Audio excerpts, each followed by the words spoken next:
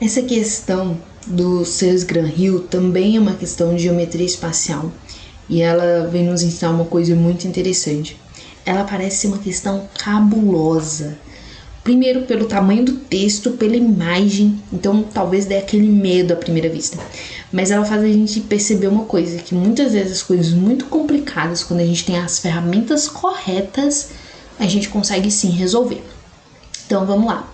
Uma ampulheta é formada por dois cones de revolução iguais, com eixos verticais e justapostos pelo vértice, o qual tem um pequeno orifício que permite a passagem de areia da parte de cima para a parte de baixo.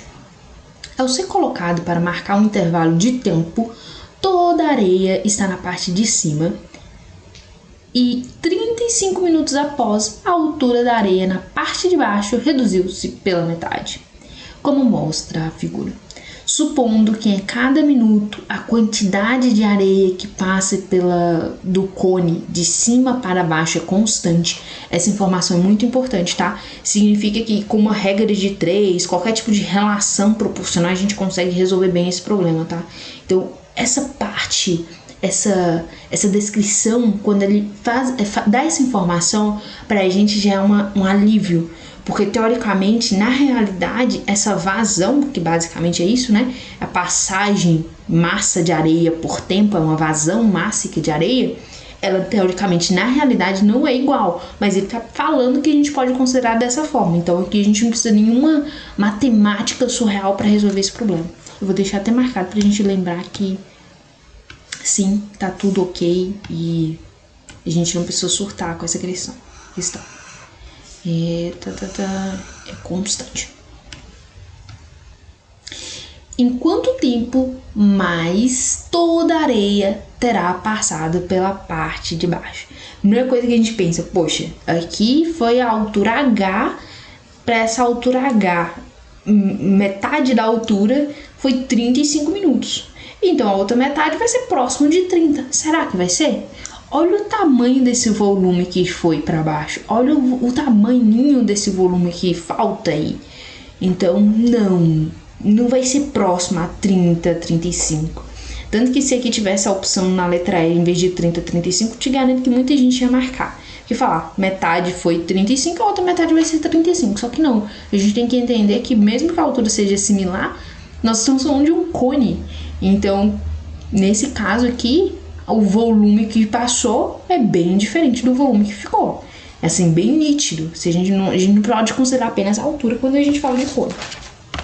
Para resolver essa questão, a gente vai lembrar de uma relação que fala que a razão entre os volumes é a mesma coisa que a elevada a 3, né? É a terceira potência das alturas. Então, se eu tenho o que eu vou chamar de volume 1 e volume 2... Vou chamar esse aqui de volume 2 e esse daqui de volume 1, tá? Então, nós vamos falar que é a altura ao cubo. Qual a altura desse volume 1? Não é H? Qual a altura desse volume 2? Não é H sobre 2?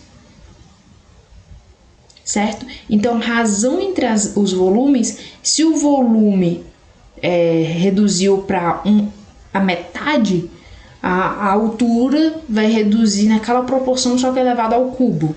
Então faz um pouquinho de sentido, porque se a gente for ver, o volume ele tem dimensão de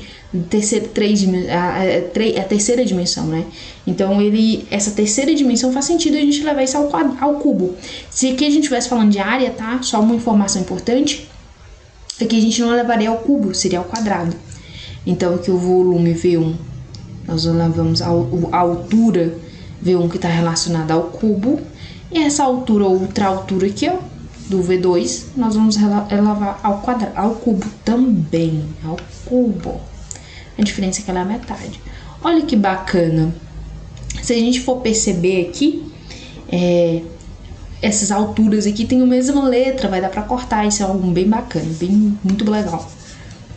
Então, vamos terminar essa parte aqui. V1 sobre V2 vai ser a altura ao cubo, e aqui vai ser a altura ao cubo dividido por 2 ao cubo, não é 6, é 8.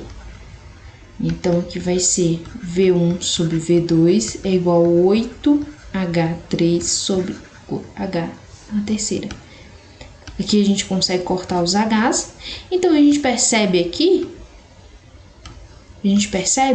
que o volume V1 sobre volume V2 nada mais é do que igual a 8. Então, o volume 2, ele nada mais é do que o volume 1 sobre 8. Perfeito.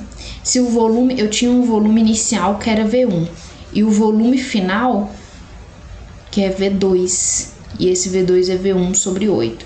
Significa que qual a quantidade que caiu aqui?